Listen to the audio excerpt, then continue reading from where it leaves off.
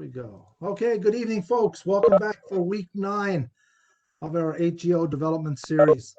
Happy to see so many people online with us this evening. We just broke the 70 barrier on such a hot, wonderful evening to be poolside. So thank you to all those dedicated coaches who are inside.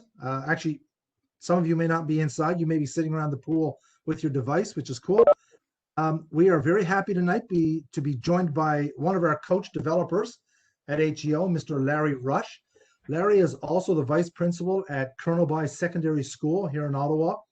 And as you would all know by the topic tonight, one of his specialty areas is marrying together the world of coaching and the ability to be a great teacher within the coaching environment. He's got a background in playing the game and coaching professionally. I'll let Larry speak a little bit more to his background. So with no further ado, Larry, happy to have you with us tonight. It's all over to you, sir. Okay, thanks, Brian. Welcome, everyone. I guess we have an hour, but I'm going to try to go as quick as I can. And, this presentation I've been doing for years, so I'm just plucking stuff out of my my slideshow presentation just to make things as relevant as possible for tonight. I know it's hot, but thanks everyone for checking in. I've always been interested in teaching and coaching, and I never saw the difference between or. And when I got my teaching certification, it wasn't to become a teacher, become a hockey coach. And my pathway, led me to a university coaching and then overseas in Switzerland. And I've always fallen back to my teaching degree in order to become a better coach. Sometimes even I've gone to my Hockey Canada stuff. I've gone back to my teaching formation and in order to become a coach. It's funny, I find that and over the years, it goes without saying when people say what makes a great coach, you got to be a great teacher. But sometimes I don't know if people understand, the challenges that are there in order to get there.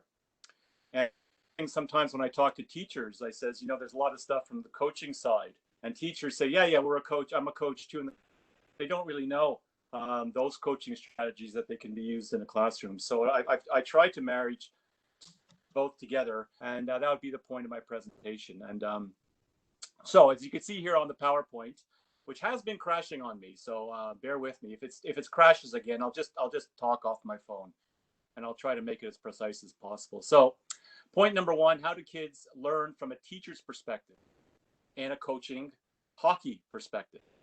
So we have to look at, first of all, how do kids learn? And I'm going to sort of give you an ABC of what teacher formation is like in order to become an excellent teacher and the requirements necessary for a teacher to master to become a great teacher. And then we're going to look at, well, what is a hockey coach? How does a hockey coach become a great teacher? And what does that mean? And the whole point of tonight is to say, okay, well, if you say you're a great teacher when you're a hockey coach, these are the things you should be doing, or at least should be addressing, that great teachers do. So I'll try to be very, very specific in today's presentation. And as you'll notice, what I'll try to do when I read stuff from teaching curriculum, whatever, I'll throw out ideas of how that relates to hockey, and hopefully certainly don't also do the same. No, Lucas, leave that if we have to send them back, please. Someone's got Get in the pool. Last point, then, I'm going to look at what are the constraints that teachers face when delivering their curriculum. And I'll also compare that to coaches. What are the constraints they face when they're delivering their program? Okay. What are some of the qualities that coaches need to have?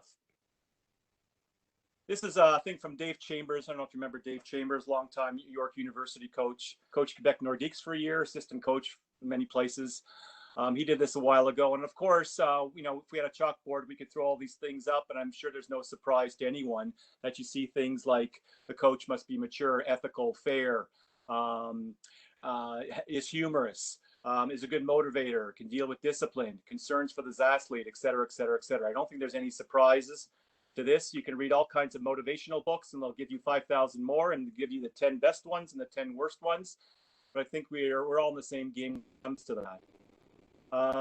So again, I kind of narrow it down to this chart. Again, it's by no means is this perfect. Obviously, communication, leadership, motivator, and the word teacher comes in. And that's the focus for me tonight, is what does a teacher mean to be a hockey coach? And of course, the technical knowledge, and a coach has to excel in all areas.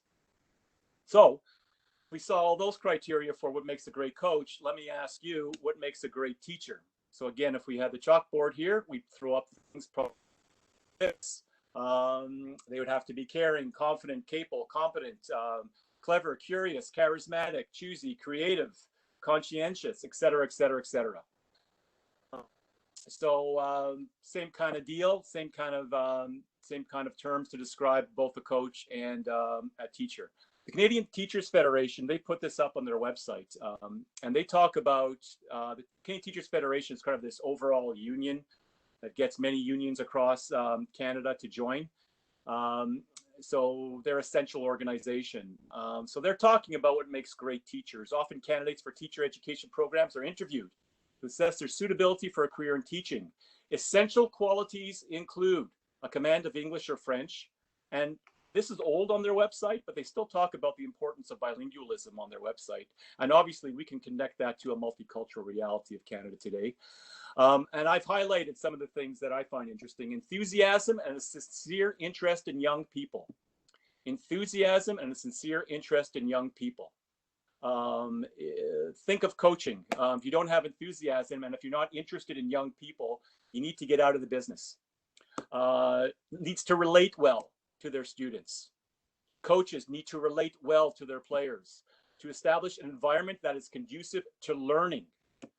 I don't know what your school experience was like, but when I was a kid, it wasn't the best place for me to go to. Is that dressing room? Is that when you have your team practice or game? Hopefully your kids are coming to that rink thinking this is the best moment of their life.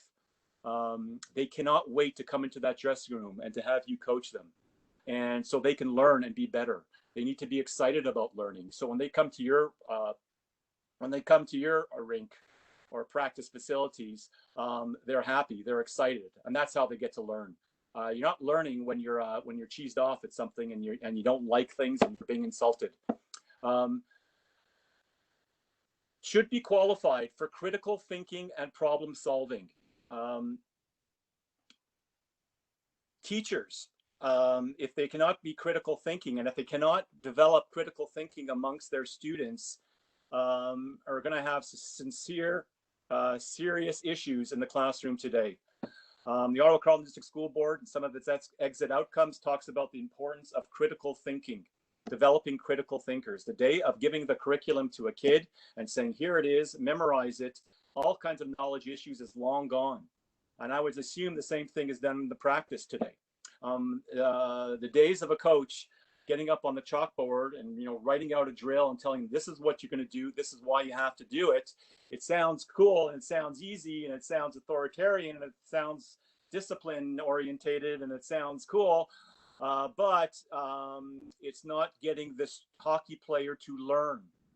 And the studies are consistent. The way kids will learn best is when the learning comes in a sense from them.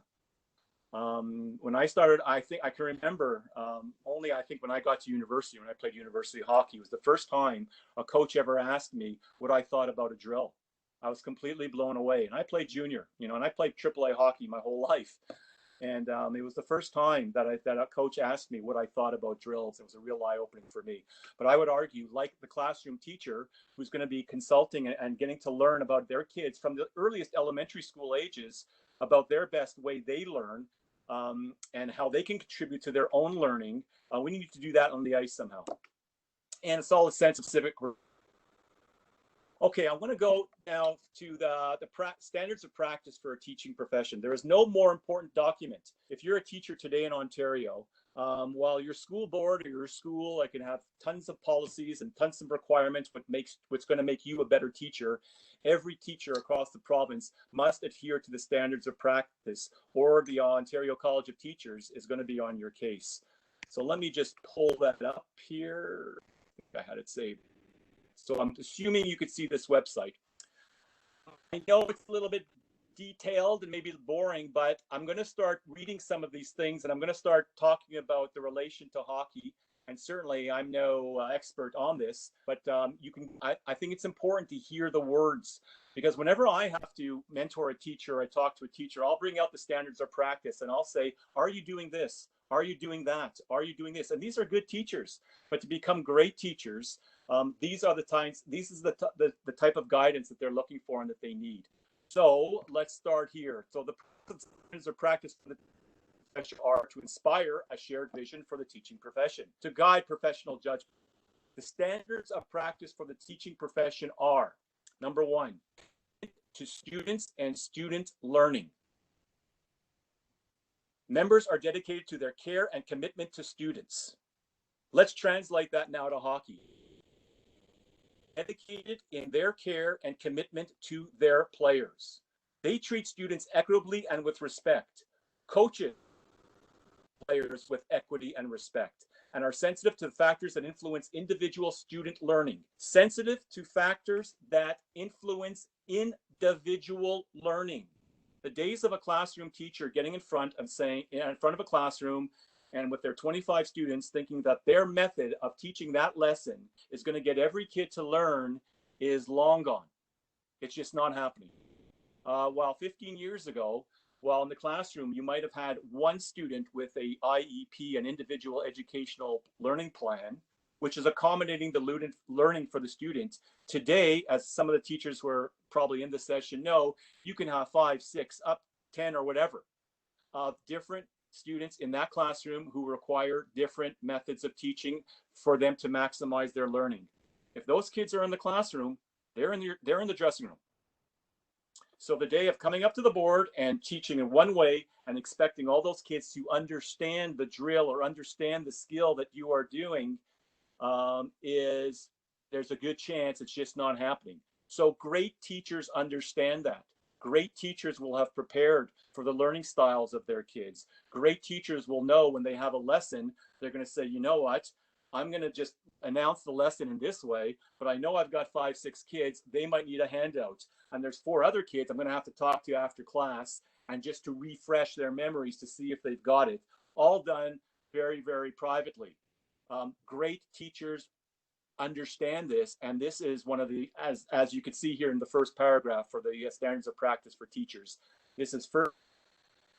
And I think great coaches now would understand that too. So like I said earlier, the days of my way or the highway are long gone. Number 2 here, it talks about professional knowledge.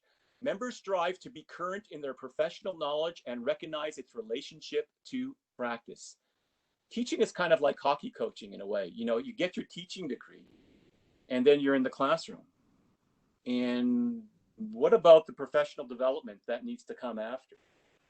Well, for some teachers, they can always have additional qualifications. But for the most part, that is voluntary. But the professional development that teachers have to their disposal is just immense right now. One thing I could say about the public educational system, in the Ottawa Carleton District School Board, the amount of professional development chances for teachers is just enormous. Those great teachers are the ones who are seizing the day concerning that extra professional knowledge opportunities. What are you doing as a coach? I know Hockey Canada now has maintained a system to maintain your certification, which is great. But as it says here, professional knowledge. Members strive to be current in their professional knowledge and recognize its relationship to practice. They understand and reflect on student development, learning theory, curriculum, ethics, educational research, blah, blah, blah. Members strive to be, I'm assuming today, any coach who thinks that they know what they're doing is not a coach anymore. The information out there is so tremendous. The ability to share information is so tremendous. The way things change is constant. And for any coach to say that, I've done my stuff, I'm on my own, I'm in the my 2 assistant coaches, we know it's good for us. They are not a profession. They are not a coach anymore. And I could speak from personal experiences. When I coached pro, I was very young. I was 30 years old. And I can remember I was very arrogant. And maybe that was the reason why I was coaching pro at such a young age in that time in the 80s. But I can remember I tell the story all the time. I was at a session in Switzerland, and it was an international coaching seminar. And I would come into these sessions and I would sit there with no books, whatever. And you were mandated to attend these sessions. All professional coaches had to attend these sessions. Take notes or anything because I knew everything at 30 years old. And anyways, long story short, next to me comes Tikhonov, one of the great, Russian coaches and one of the great coaches of all times. And while the presentation's going on, while I'm sitting there with my arms folded, thinking I know everything, this guy's bringing out all these kinds of notebooks and writing things. And he's Russian. The session's in English. All right, but he's taking notes, writing, and everything, and that was a real arrow in the head for me. And I said, "My God, if that guy needs to keep upping his game, I certainly do." It was a really big important point for me. Great teaching necessity. Great teachers are the ones I'll find today are the ones constantly looking for conversations, looking for discussion, looking for mentors within their school, picking people's brains, talking to teachers who've taught the course before, even talking to administrators, and who are looking for development, especially with online possibilities now. There's no end to those possibilities. So again, great teachers are constantly upping their game concerning professional knowledge. Point number 3, members apply professional knowledge and experience to promote student learning. They use appropriate assessment and evaluation, and I'll talk about that later. And they'll use technology in planning for and respond to the needs of individual students and learning communities. Members professional practice through ongoing inquiry, dialogue, and reflection, much similar to professional knowledge. Communities. Members promote and participate in the creation of collaborative, safe, and supportive learning communities. One thing I personally like about HP1 is the need to go into the community, that option where a coach must give back to his organization. And I've in correcting some of the HP1 stuff, I see some real remarkable things of coaches going into organizations and mentoring other coaches. There's nothing more important as far as I feel in any minor hockey association. If your minor association doesn't have a mentor, you need to call HEO and get that set. There is nothing more important than the professional sharing of hockey knowledge. And to me, it's always a political question. And I know some organizations, it's very difficult. But when there's a mentoring program, that's when coaches have their say. It's coaches who need to direct minor hockey associations, not committee volunteers and committee members. And we need them, and they're great. But hockey people need to develop the hockey curriculum, and that's done through learning communities, and that's done through professional mentoring programs. And that's what we try to get teachers. I always find the best days for teachers are the professional development days, the PD days, because it's maybe the only time when teachers really have a chance to sit down with their colleagues and share ideas. I think it's very powerful. And everyone's, like I think as coaches too, we get very much in our bubble, but we're always really curious to hear what the person's doing next to us. On the power play, what are their thoughts on dealing with kids? There's nothing more important than sharing of ideas, and there's nothing more important for me than mentoring program within your association. If you don't have one, talk to your club to get that going. And again, on professional learning, a commitment to ongoing professional groups, effective practice, and student learning. If there's a teacher applying for a job, and one of the questions we will often ask is that, what are you doing for professional learning? And in fact, in a teacher performance appraisal, one of the criteria is, what are you doing for professional learning? And that is monitored. And if a teacher is not saying, well, I don't know, I've been teaching history for 10, 15 years, I'm pretty good at it, that's not acceptable. So it's the same thing for as well. I've been coaching this midget AAA team. We've won 10 championships. Everything's good. It's not acceptable. The information's changing, studies changing, data changes, studies on kids and development on all capacities of a kids constantly changes, and coaches as teachers need to be up on that. Let me go back here. So, okay. I'll just skip some of this stuff. At the time here. Okay. When we're teaching kids, I think, again, I'm really going fast here. The cognitive development of every kid is perhaps, for me, is one of the starting points. And the acquisition of perceptual motor skills is obviously very, very important for the kid. I think coaches have to understand that when we teach a drill or a skill to a kid, There's a cognitive stage, the ability for the kid to take in that information, how they process it. An associative stage, which is getting them to practice that. It's not because you tell them something that they're going to know it. That was the old days, right? I'd have a teacher, write stuff on the board, memorize it, and then you'd have a test. All right. There was no associative stage on working with that. I would have preferred he wrote something on the board and then we'd work down in groups and talk about it and do exercises about it and then go on to the next one. But it was just take this, memorize it, execute it. And you see that in drills, right? You'll see a coach say, okay, here's the power play. And they'll show the power play.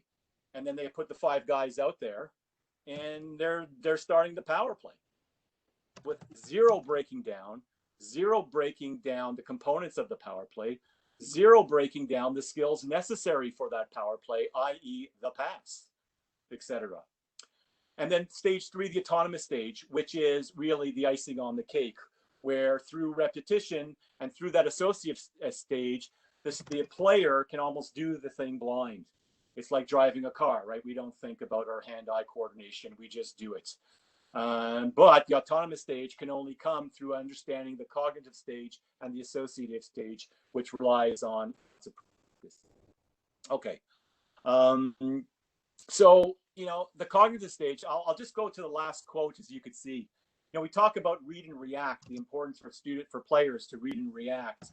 The cognitive stage, though, we need to have a player understand, or we need to understand as coaches, they need to think, read, and then react.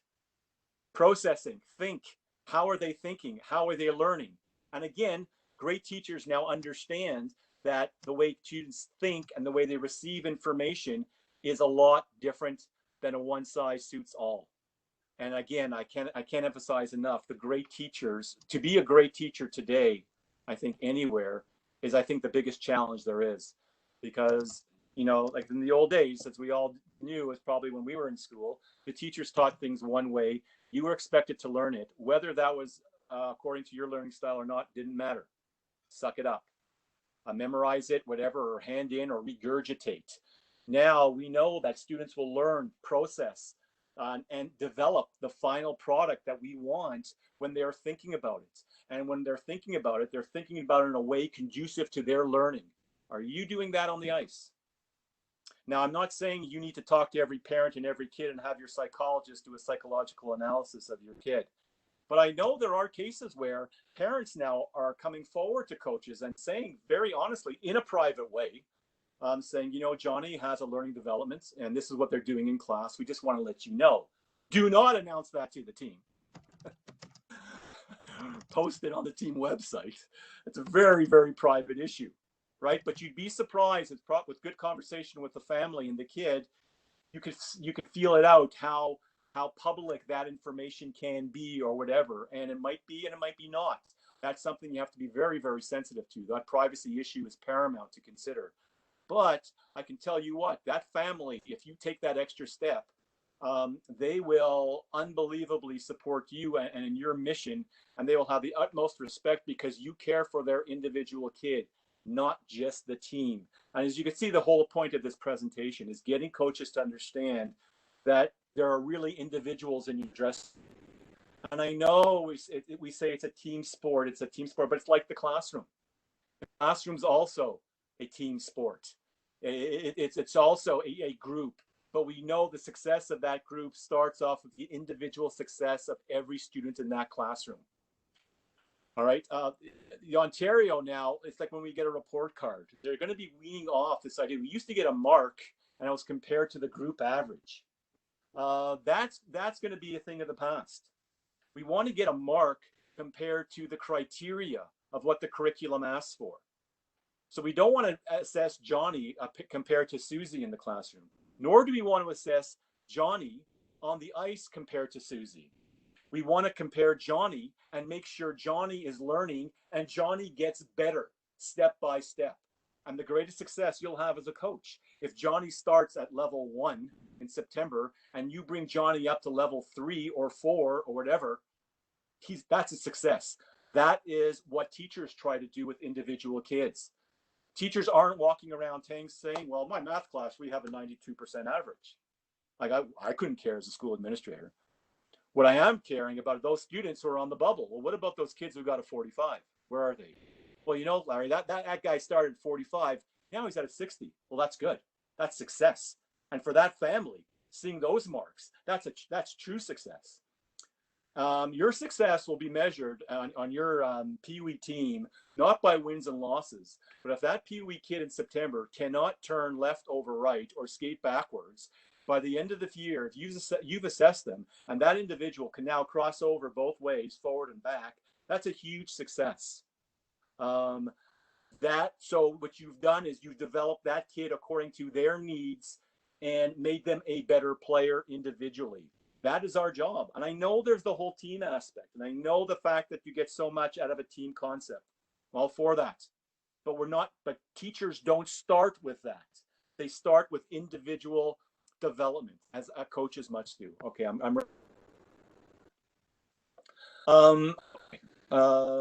right, don't have time for that. All right. This document, again, as the teachers in the session can recognize, is arguably one of the most important documents now in Ontario concerning, how can I describe it? It says assessment, evaluation, and reporting in Ontario, but it's really a guide for teachers.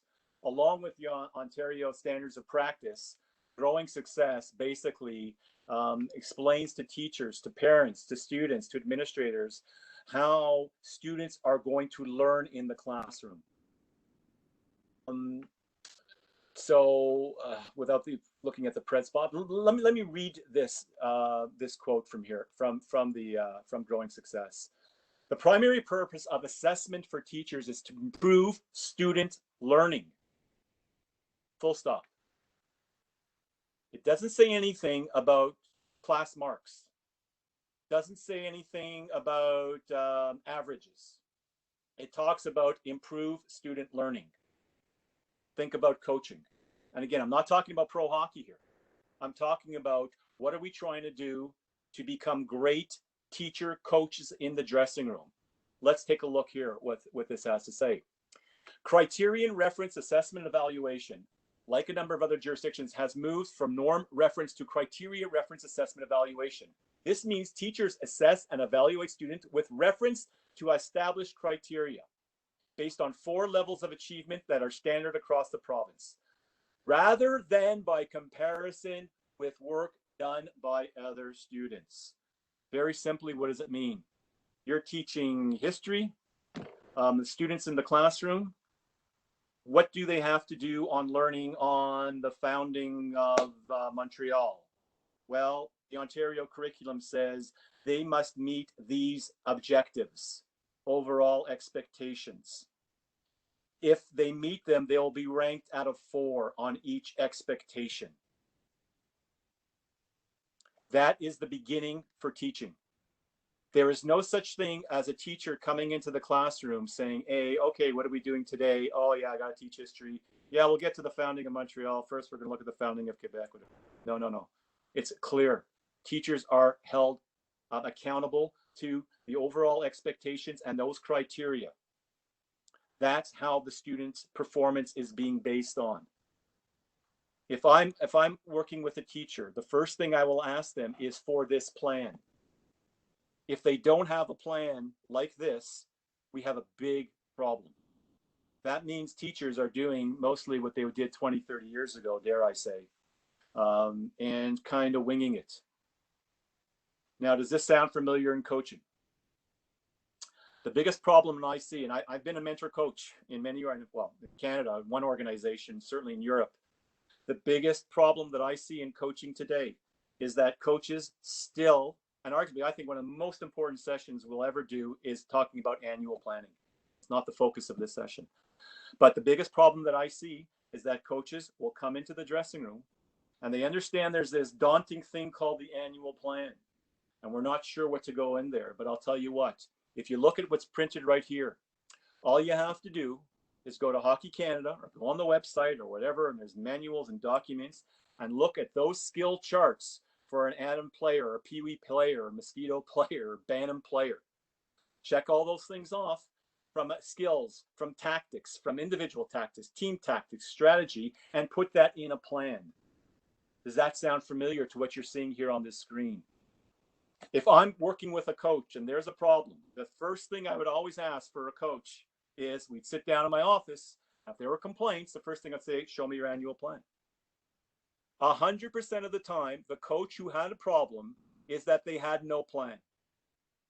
So parents would be complaining to me saying, well, we don't understand, why is he doing power play, whatever, blah, blah, blah. And he says, and then the coach says, well, you're not a coach. You don't know what you're doing. And I would say to the coach, I say, okay, well, show me in your plan where it says an IP kid should be working on the power play.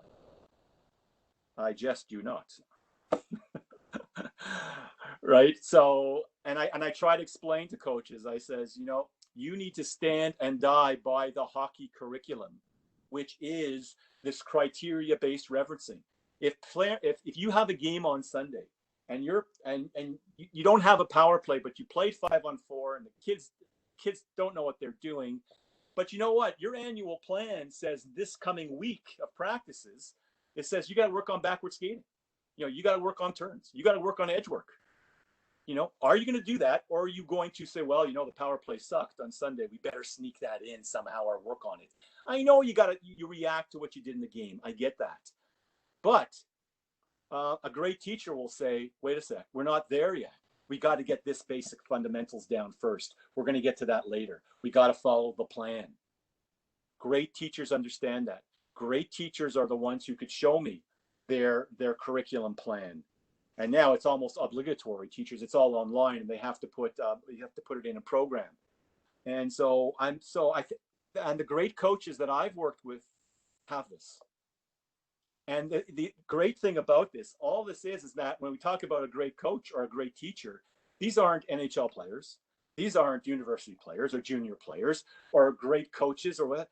They are just thinking about coaching as a teacher. And the lesson they are learning is what teachers learn. And this is one thing that Growing Success is absolutely committed towards, that every teacher must commit. You cannot go into the classroom without this criteria-based, ready to go. Same thing with coaching. So a great coach right away will start off with their plan. If they don't have a plan, they are winging it. And I can guarantee you, when you look at a Pee-wee chart of those skills and those tactics and those strategies and all those things and team concepts and everything that a kid and a coach is required to teach that age group without a plan, if it's not done, if there are sections missing, we are not fulfilling our job as a coach. It's like the grade 10 math teacher who does, out of the 5 units that he has to teach, decides to do 2 units and says, well, the other 3, you know, I don't think it's important.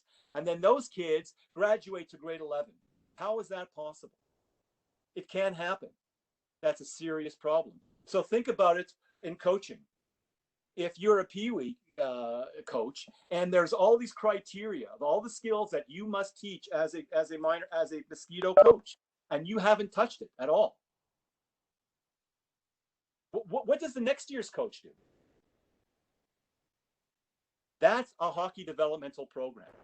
That is long-term player development. That's where mentoring comes in. A mentor coach foresees that, oversees that, sorry.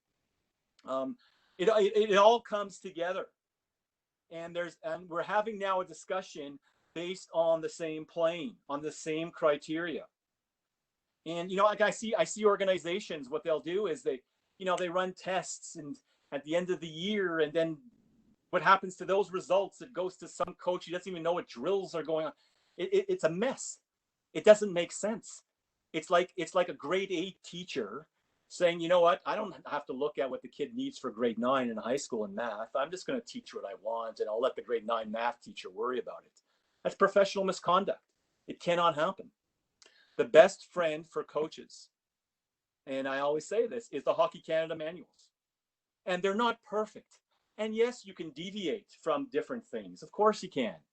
But that is the basis. As teachers do also deviate from overall expectations within the curriculum. It's not so prescribed. A teacher sees a current event. They're going to incorporated into their class. They're going to bring you into the lesson. All right. Of course they will, as a coach should too. And you can bring current things into your lessons. But there's going to be time saying, when you're saying, like, yeah, the power play sucked last night, but you know what, kids? We're working on backward skating today. This is what our job is, because I want to make you a better player, not just when you're 11 years old. I want to make you a better player for next year's team and for the year after and year after, because that's what our club believes in. All right. And if you have a staff, a school with that attitude, you've got a winning school. You've got a winning program. If you have a hockey program with that thinking, with that mentoring program, you've got a winning program. Okay. I'm going to fly through some things here. Sorry, I'm really getting behind my time. Okay. I want to talk just about coaching philosophy, and again, I'll connect this to teaching philosophy. Every teacher is different. Every coach is different. From traditional, whether one's a hard ass or a player's coach or all those kind of designations, I hate them all, but everyone's different, and as they should be. And I think that's something that we missed in coaching.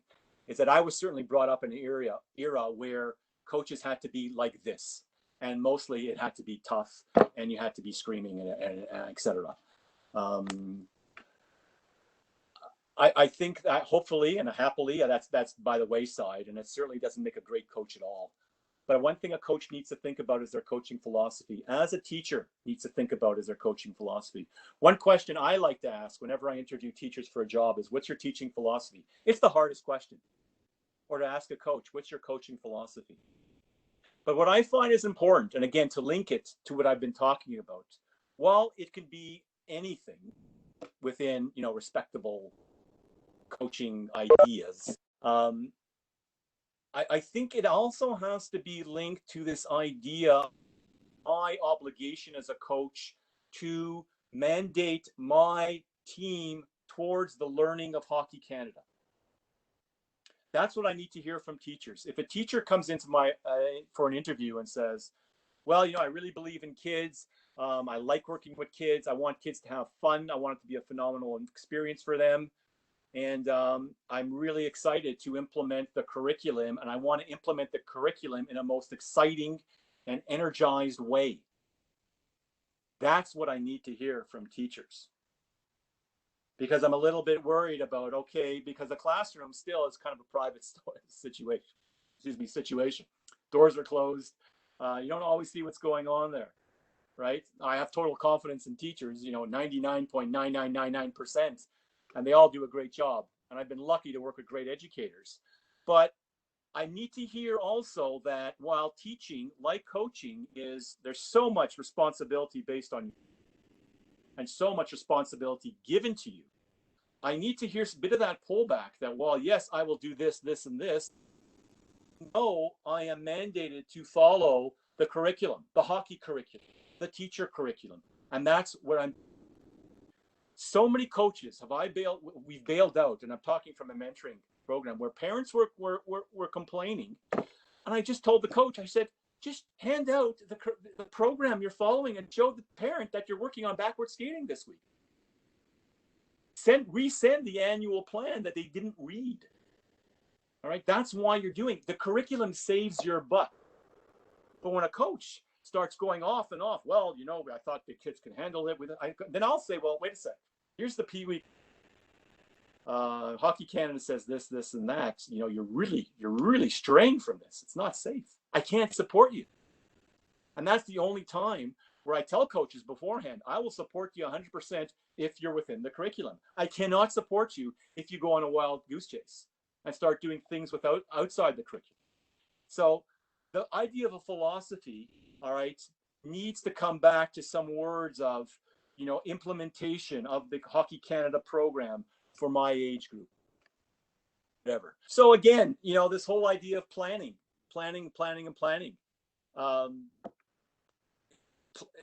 It is absolutely so important, and it is not something that is done in a day, and it's not something that's done in a year.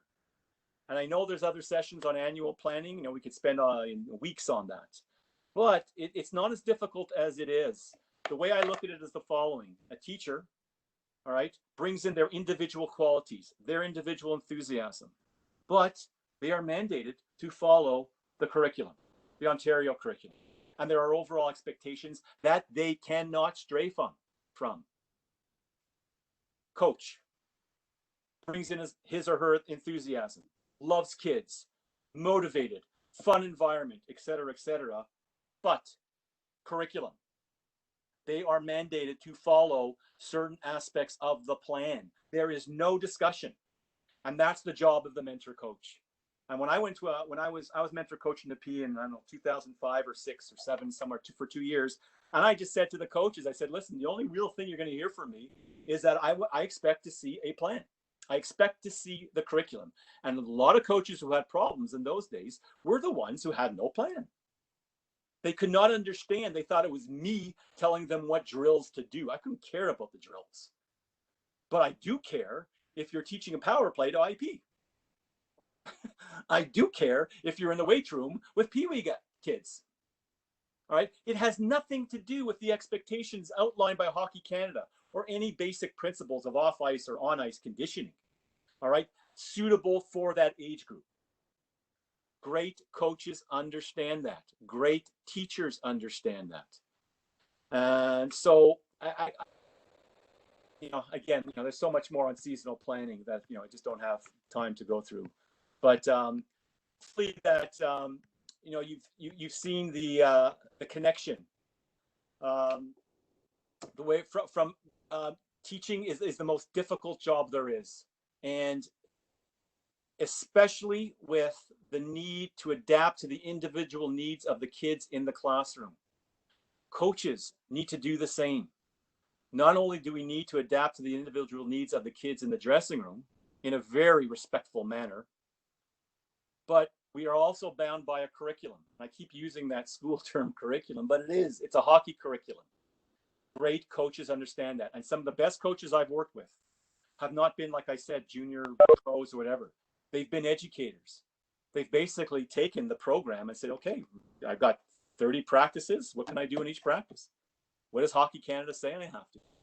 How can I teach backward skating in an exciting way?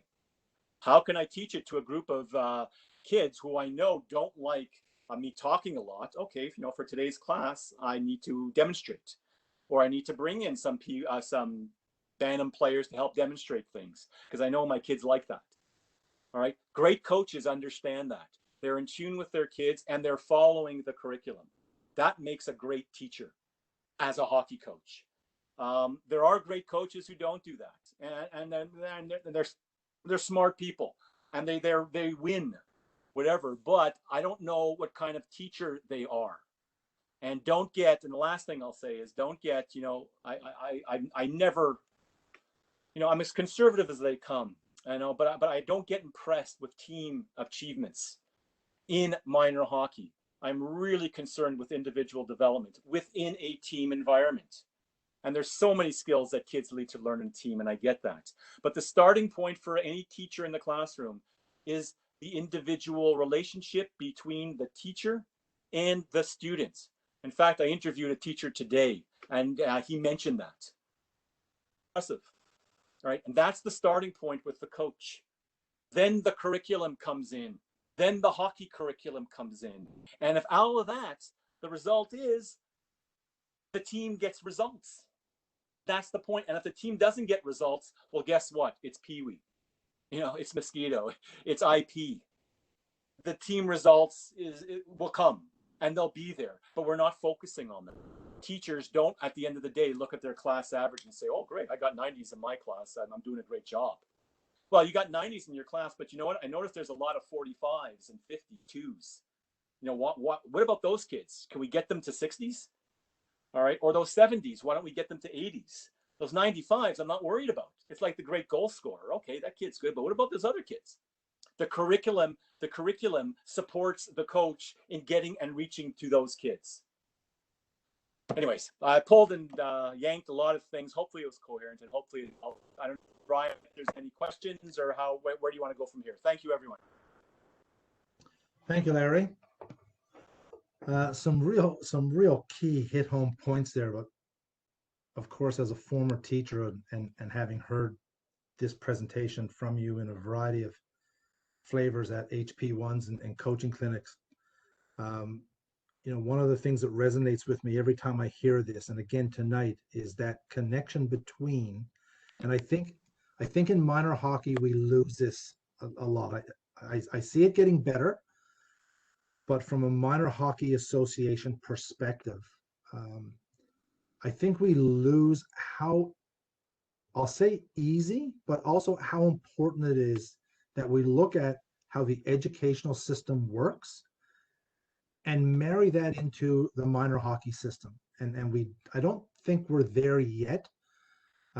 There seems to always be this real fear factor of establishing curriculums on minor hockey coaches, that it takes the freedom to coach away. And I've always argued for it. I see some points behind it, but it's the one thing that always strikes me every time I hear this topic presented by you is like I say, I think we're getting closer, but I still wait for the day where we have curriculum based, and maybe that's the wrong word for it, but I'll use it as a former educator, where we have more of a curriculum based pathway in minor hockey. You learn to add before you learn to multiply. You learn to multiply before you learn to do square roots, and that kind of progressive curriculum. And like I said, I think we're getting better.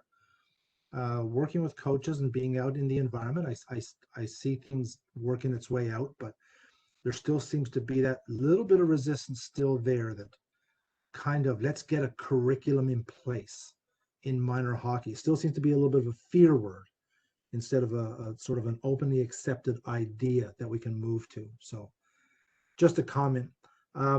We had a great question come in from one of the coaches. And he asked, at the beginning of a season, without opening floodgates with parents, of course, but what would the benefits be of asking parents, and maybe using a variety of tools to ask it, but asking parents what type of learner their children are, or what type of learner their child is, kind of getting a head start, getting a leg up on, hey, mom and dad, it would help me out if you can give me some insight into your child as a learner. Do you have comments on that? Good idea? Yeah. Bad idea? I think it's a great question, and I think I alluded it to a bit. It's a very sensitive issue too. I can guarantee you, in 30 years from now, there's going to be so many different learning styles that kids aren't going to care and parents are going to care. It's just going to be normal, because we see the trends that more and more kids have learning difficulties and different needs, and teachers have to accommodate in the classroom. I think privacy and being done very, very respectful is important. And I think there's nothing wrong for a coach. So if I'm at my first meeting with parents, I'd say the following. I said, listen, here's our plan this year. If there's anything you want to talk to me individually about your kid or the needs that they may have, please come see me. And then you can work it out with the parent. The nightmare situation, I've seen this even in a teaching environment, is that somehow it gets out to the public in an announcement that Johnny is doing this and needs to go to this, or we're going to do this, but not Johnny. That's a disaster. So it's very sensitive. But I think the best people to check on that is the parents. And that's one thing I tell teachers all the time, is that, first thing you do when there's a problem in the class, call me as a school administrator. I say, have you talked to the parent? You got to talk to the parent. Talk to the parent. Have that communication. I would think 9 times out of 10, the parent's going to be blown away by even you suggest concerned, and they will be blown away by saying, hey, wow, this is really good, because there are some families who struggle in the classroom with their kids. There are some difficult situations, and we work so hard, and teachers work so hard with educational assistants to support some of these kids. These kids, they're on the ice, and they want nothing more to be on the ice. They couldn't care about, they want to get on the ice. That's their job. We want to make that a special time for them. So if you're a parent and your kid's struggling in school, and you've got a coach who says, hey, I'm just here to help. Can you help me? Is there anything you might want me to do? That can do it very privately, and then you feel it out. But that has to be done privately. And I would start off just by throwing it out, not with, here's my learning adaptability program that we have for kids about learning that. I don't think that's necessary, but it does strike the chord of the individual needs of the kid. And I think parents, for the most part, will be welcome, but please consider those privacy considerations. Okay. Some more questions rolling in here now. Larry, what is your view on annual plans for players? Too early in minor hockey? Good question.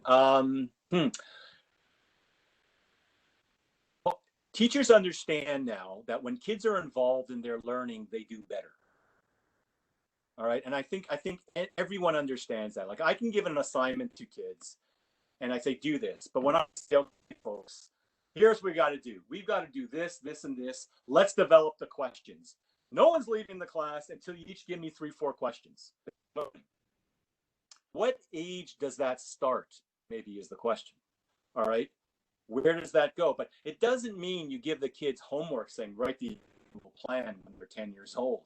But it can be, you follow the plan, and when you come and say, okay, this is a week we're working on crossover terms, and you ask the kids in the dressing room, what's crossover terms mean to you? Like what is it? Can you guys want to talk about it? Can we do it? Should we go outside? Let's go outside and run and show me your crossover turn, or show me where you think you might have problems off ice. They're not designing the drill, whatever, but you're getting them to think. Part of the cognitive process is starting to kick in before you're actually teaching it. So when it comes to annual plan, I would think now, certainly by any, Bantam midget age, or any kid in grade 10 or 11, it's like the school agenda. Whenever I have to deal with kids, I ask is, show me your agenda. Well, you missed the test, so surely you wrote it in your agenda. Again, 9 times out of 10, guess who doesn't have an agenda? Those kind of kids. They don't have an agenda. I said, show me on your phone even, whatever kind of agenda you're using. So that planning, I think it's a great gift, and I think it's something, so to answer the question, I think it's something you can start. And to have, those team meetings, I know they're team building, and I know they're, we have a meeting with players and we listen to concerns, but what about working meetings with players? I certainly think at a midget age or bantam age, you could sit down and say, hey guys, look here's Hockey Canada's expectations, what we got to do. I want you guys to here's the paper. Let's put it all out here. What do these mean to you? Defensemen, I want you to work on defenseman drills. Yeah, forwards, I want you to think about this. Goaltender, here's the program for you guys. What are some of the things you think of? It says here, we're going to be doing shuffle step and skating in October. Do you think that should go into December? What do you guys think? Coaches know the best answer to that, what age they can start doing things like that. But again, it's part of the cognitive process. A great teacher does that in the classroom. They don't just give out the assignment today and expect the kids to do it. It's progressive, right? It's chunked up. Same thing with the learning.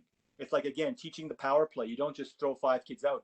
How many HP1 level drills do I get when I see, okay, here's my drill. It's the power play. And what's the first drill?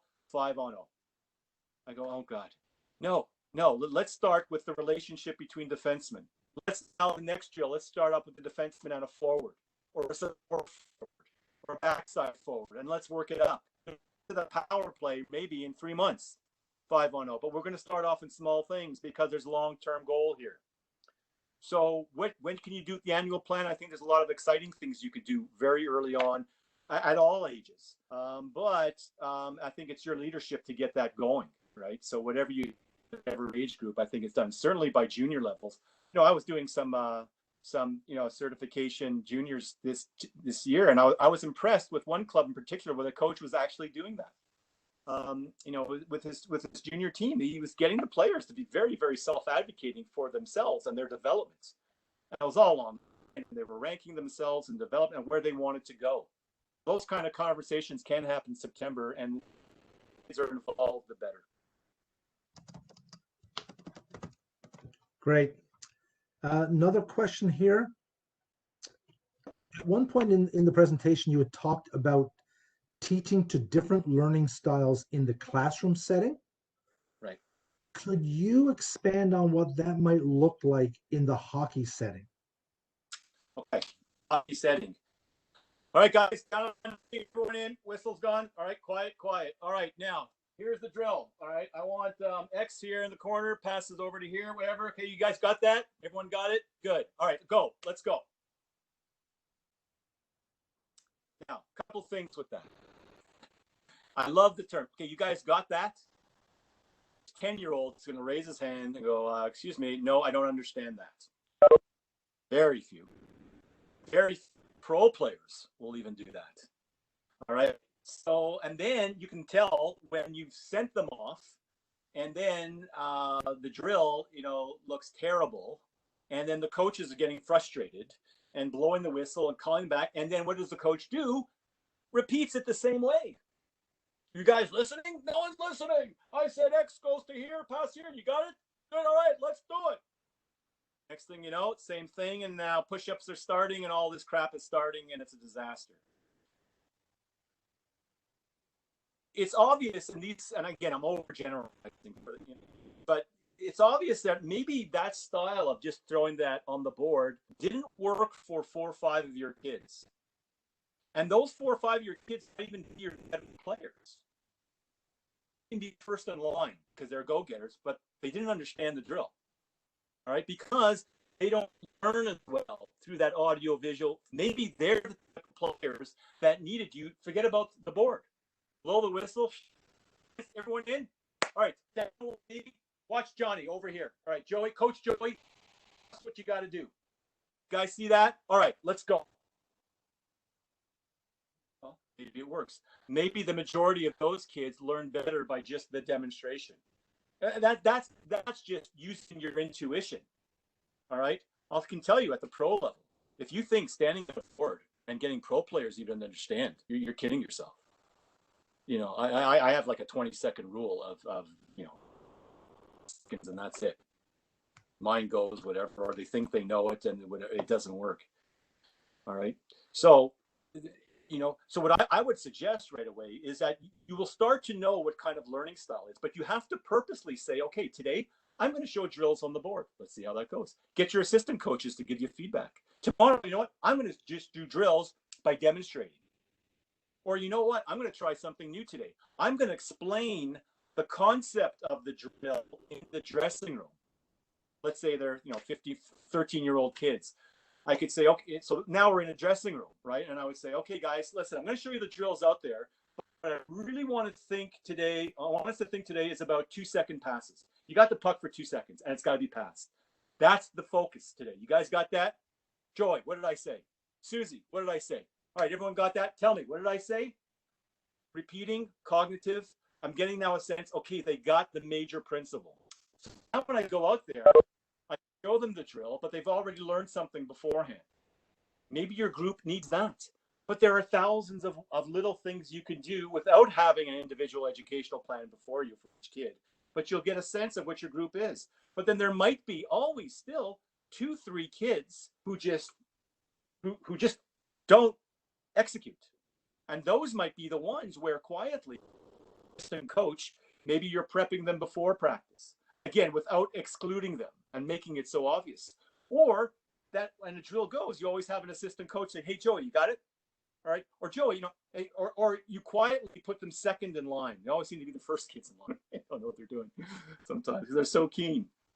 All right. I want to be very careful what I say is that I'm really sensitive to the embarrassment factor. And I see sometimes people take stuff that I'm saying and it becomes a bit of a nightmare. And they're embarrassing kids and saying, well, Johnny can't do this drill because he doesn't learn this way. Like, please. That's an absolute non-starter. But I think you understand the points. And that's what makes teaching and coaching exciting.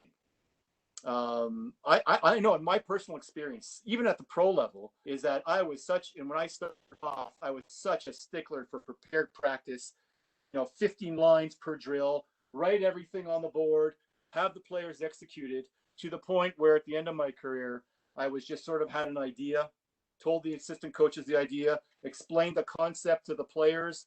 And I say, you know what, we're going to start with this. I'm going to see where it goes. And then I would jump in and adapt. And then if I saw some kids, and if I saw the team really, not doing well, I'd slow it down right away. And I found that more and more I did that, I was just discarding the practice. Probably drove the assistant coaches crazy. But everyone was on the same page, and the players understand. I was trying to read the players. right? I was trying to see what they were learning and what they could take. And sometimes I would just throw in things that we didn't even talk about because I knew they were ready for it. So to answer your question, I'm adapting constantly to the needs of the players, but that maybe comes with experience and comes with, learning your nature of your team. Gotcha. You talked a little bit about, and I'll come back around to this, but you talked about assessment. And it's probably one of the things that as coaches, we probably don't do enough. And we probably don't use assessment in all the ways it can be used. There's a great question here from one of the coaches that gets to assessment. And he basically is asking, how frequently do you think we should be assessing where we are in the season based on the objectives and goals of our season plan? Like, should it be after every game, after every practice, once a month? Okay, it's a great question. One thing I'll say about assessment is we have to, a lot of coaches think assessment is like data. It is not. There are different ways, without using a lot of edubabble, assessment for learning, as learning. But people think, a kid, we get our kids, we want to see their mark. All right. It's like, okay, well, Johnny, he can go blue to blue in 20 seconds. That's assessment, but that's very, very minimal. And a kid's mark at the end of the day, a kid with 55, I need to know a lot more information than the 55. The 55 doesn't tell me much. It tells me a lot, actually, but there's a lot of issues that need to be examined. Assessment we have to think of is constant. So as you alluded to, Brian, assessment is constant feedback.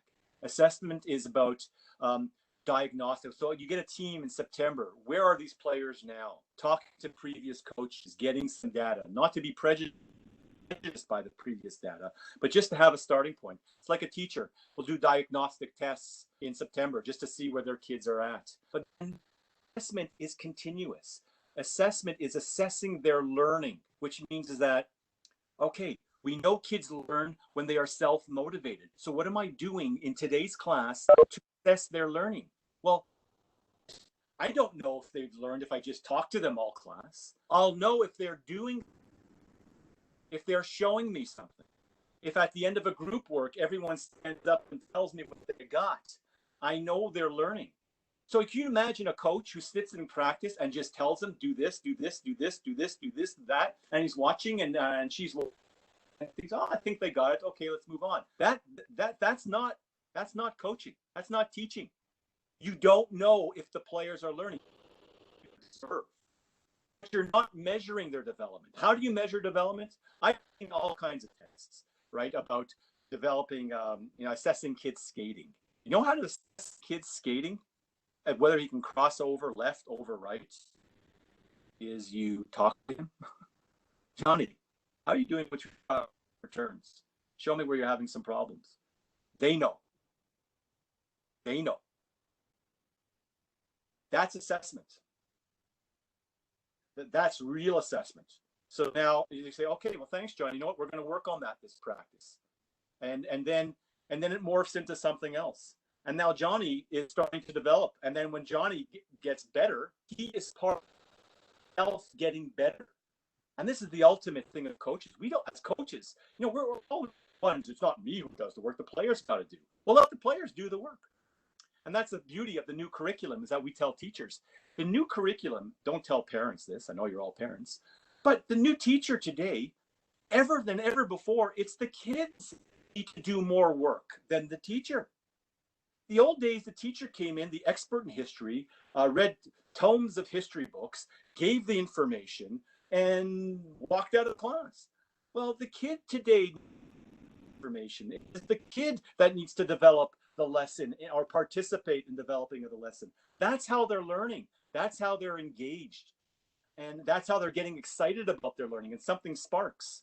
So in the dressing room, as a hockey coach, we need to sort of get rid of this top-down showing, but we need to get feedback, and feedback's an important aspect of teachers. And that's why learning platforms is so important.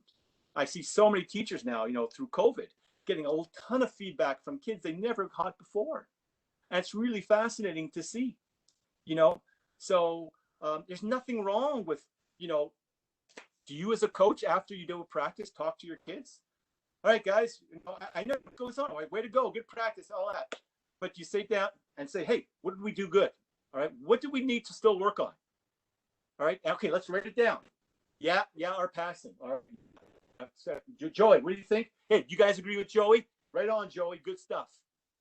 Joey right now, he thinks he's a coach, all right?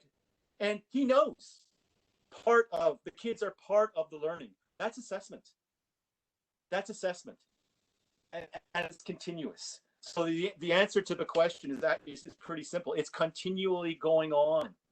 Great coaches are in constant communication with kids, a constant two-way interchanging of information, of questions and answers. You're going to make some kid's day. You know, when you say, you know what, Johnny, you know, you mentioned this thing about practice last week. I took your idea and I put it into a drill. What do you think? And then you show the drill and say, hey, you know, these drill guys, what do you think? You know, great stuff. Way to go. You've created a hockey player for life in that kind of instance. All right. And you do it for every kid for life. And they'll worship the ground you walk on. That is assessment. It's this consistent assessing the level of where players are. And that's where the curriculum, the Hockey Canada manuals, and the skills and everything that we've got to teach is so important. And it holds you accountable.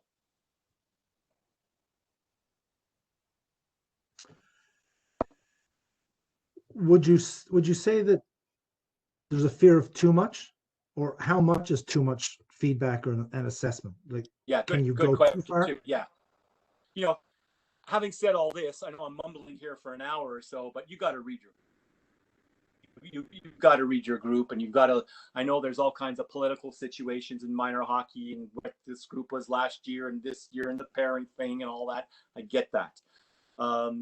Too much never works. Too little never works. What's that fine medium? Again, you know, I'm talking tonight about, you know, the really high levels, right? To aspire to, and I always use that word, even with annual planning.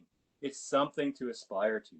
When coaches show me an annual plan, they say, well, it's not fit. I says, I know it's not fit. I've never been happy with an annual plan I've ever done, even at the pro level. It's never done. All right. But maybe on one team, I had to be more planning, and on another team, less planning, you know, like whatever. It really depends, but you got to have something. And, you know, and I think also people have to go to their strengths too. Like, you know, this stuff might be new for a lot of people. You know, reading up and just and having conversations with your coaching staff. If you do want to switch gears a bit, how you teach kids, have that conversation. That's why the mentoring program is so important. This is what mentors do. They get coaches together and they say, okay, where do we want to go with this stuff that Ruch talked about, you know, assessment and getting kids involved and, you know, a curriculum. Where do we want to go? What's best for our program? And what's best for Nepean minor hockey might not work for Cumberland, whatever, or what work for Pee Wee might not work for Midget, or what work for a house league might not work for competitive. Get that. But that's the rich conversations. And that's, again, you know, the mentoring program comes in. And that's where it becomes really exciting. And you develop your own set of you know, les coutumes, how do you say it, like your own customs, you know, your own system within your organization, which works well for you. So yeah, you know, I don't know if I have an answer to that question, but start delicately. Yeah. Well, here's our last one for this evening. We'll close off with this last question, and it is certainly a sign of the times question. How do you think the current COVID situation will change the way we coach and teach? Okay, well, thanks very much for everyone. You know, I was reading a few things. I was actually on the Hockey Canada website last week, you know, and I see some of the planning going. You know, I'll speak from a teaching point of view, which I'm more involved in right now. As you know, the Ontario government has put out 3 plans that school boards are essentially going to decide on. And looks right now, very unofficially, it looks like there'll be a hybrid model where kids will be in school for a few days and back to online. But anything can change right next week or 2 weeks from now. It's going to be, from a teaching point of view, it's changing. I hate to say this, but there are a lot of positive out of that. And don't quote me, COVID, that's positive. But I think you can understand, and even within your workplaces, my spouse who works for the federal government, I don't think she's ever going to have to work back in the office again. Like they're making some huge changes. How can that change, for the better, if we do have some kind of resemblance of getting back to the rink and, kids just meeting at the rink and not in the dressing room? I think the online platforms can become really rich. But when you're on online platforms, again, the security and privacy issues are so important. And that's one of the biggest stumbling blocks we had in Ontario, vis-a-vis the idea of synchronous learning, where the ministry was trying to get, have more live teachers perhaps, or school boards or administrators weren't prepared for live teaching. And because that can create certain privacy issues. How will that be in hockey? But there is an opportunity for it to have an online sort of conversations with your players, whatever. But do not decide that on your own. I tell, at the clinics, this is where the mentoring program comes in, or talk to your organization. What is going to be our policy on communication in the COVID world? What platforms are we using? Is everyone going to use their own platform? Is it Google? Is it Zoom? Is it whatever? These things should be decided by Minor Hockey Association. I think I would expect, Brian, you know better than me, it'll be mandated somewhat by Hockey Canada. So, but I do see the opportunity of doing things like we're doing right now, that can be in a team environment, but check with your organization and check the guidelines for privacy and safety and access. One of the biggest challenges we had on the school board when this started on March 13th was access. Something like 11,000, quote me, I could be wrong, computers went out in the Ottawa Carleton District School Board to students. 11,000 were immediately distributed, for students. It's an amazing, so, be careful when you're going online. You could have some families, maybe some newcomers to Canada or some new immigrants who don't have the means yet, and they're not online. So these are issues you're going to have to consider as coaches, and organizations are going to have to consider. And the access issue was a huge, huge issue in March.